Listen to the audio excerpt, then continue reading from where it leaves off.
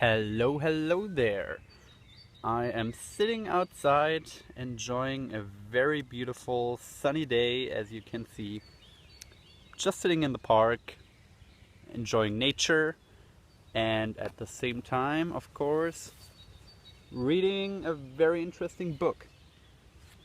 And as a matter of fact, in this book there's something that I really found very interesting and that I want to talk about more. Okay, so I'm just gonna put the camera down here. Perfect. So the book is called Talent is Overrated by Geoff Colvin. And it's a very fascinating book because it talks in detail about what makes people great, how much of their skills and their expertise, their greatness is really inherited, innate, how much is really talent, and how much is skill that they acquired over time. And in particular, I want to talk about one section where he describes why people usually don't become really great at the work that they do. Now, this is something that I personally have been thinking about a lot because I'm just about to start my professional career, and of course I'm thinking a lot about what field I want to work in, what company I want to work for, in which country and in which city I want to live. And I think these are all very important factors. And in fact, I want to become obviously as good as possible in what I decide to do. I mean, this is gonna occupy a large portion of my time and my life, obviously. So I don't want to waste it. I don't want to work a job that I don't like, and I don't want to become just mediocre in what I do. I want to be fucking awesome. So what Geoff Colvin in his book says about that was really fascinating for me, and that's why I want to share it with you. So what he says is that you need to spend a lot of time of deliberate practice if you want to become great at something. Now, this is a concept that is very popular within self-development. I think it's mostly popular because of Malcolm Gladwell and the book Outliers that he wrote, where he talks about 10,000 hours of deliberate practice that is necessary to become a true expert in anything. And as a matter of fact, I also made a video about that. You can check it out here. So this is a concept where he basically says you need 10,000 hours of deliberate practice in order to become truly great at any kind of thing that you want to do in life. So what Geoff Colvin says is that most people don't spend this 10,000 hours of deliberate practice at the work that they do, because what does deliberate practice mean?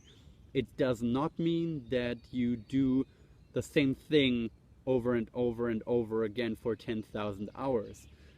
That would just mean doing 10,000 hours of work, but it's called 10,000 hours of deliberate practice.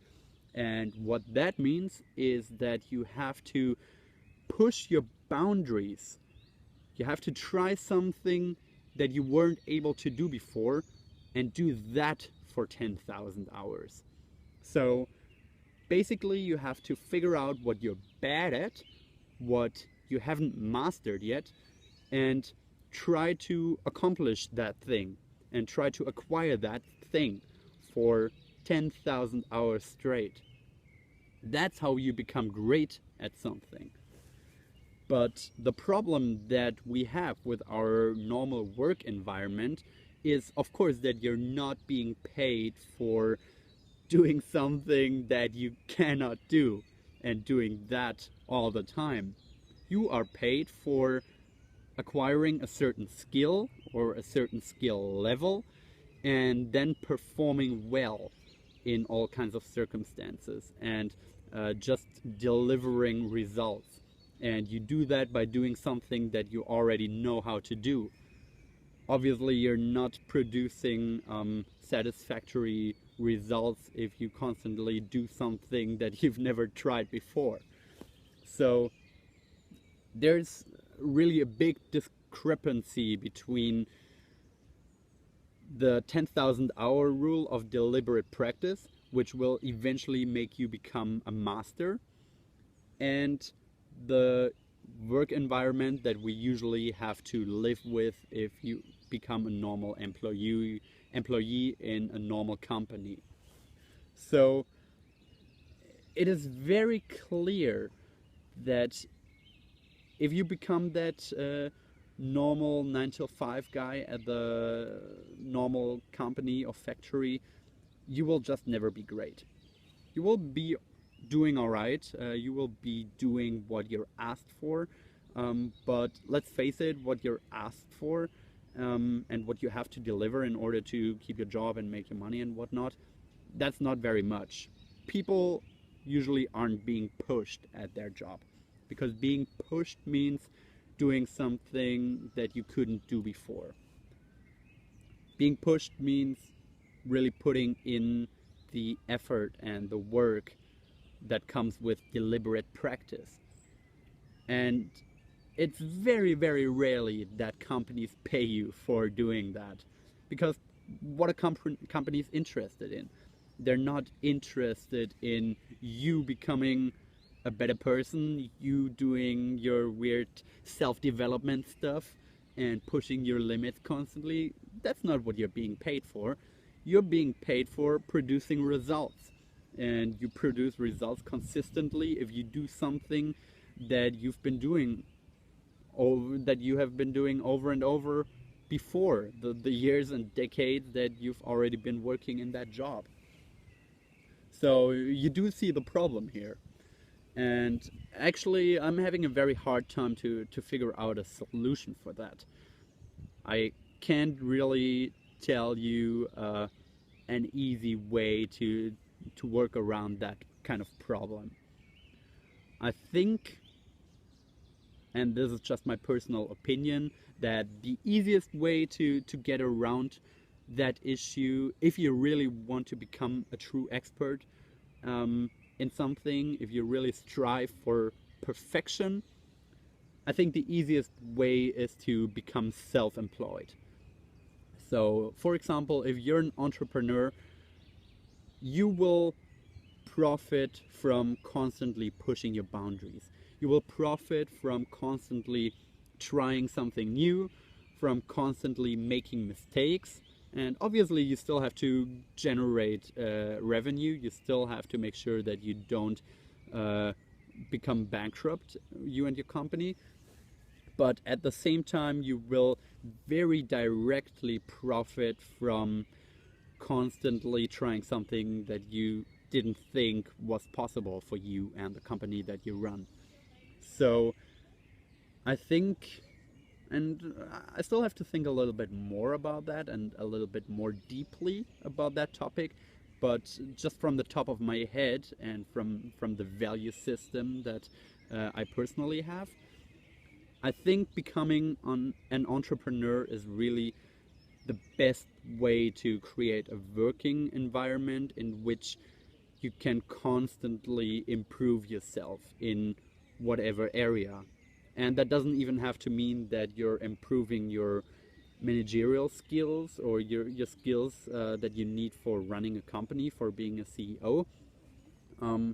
It's obviously part of it, but I don't think it has to be the main thing. I think being self-employed can really mean anything, and it can bring you skills in whatever area you're interested in. So I think it's worth thinking about that topic a lot, because it really makes all the difference between living a mediocre life, a life that is just, you know, it's okay, you fulfill the expectations that society and your family has, So that on the one side, and on the other side, really doing the fucking best you can. Really going out of life when you're like 80 and saying, okay, I gave whatever I had to give. I really pushed my limits, I really did my best, and I really tried to accomplish something absolutely extraordinary and outstanding. I wanted to be better than the fucking everyday normal guy. I wanted to be excellent. I wanted to be an expert. If you want to be that person, and not everybody does, but if you want to be that kind of person, I think it's really worth thinking about that topic a lot, and really thinking a lot about the professional career decisions that you take. So the route that you're taking at some point in your professional career, and the decisions and the effects that come with it in the future, really determine a huge part of your life and a huge part of the kind of person that you will end up being. So think about that. Think about it a lot. Think about what you want to make out of your life and what kind of person you want to be when you die at some point. Later.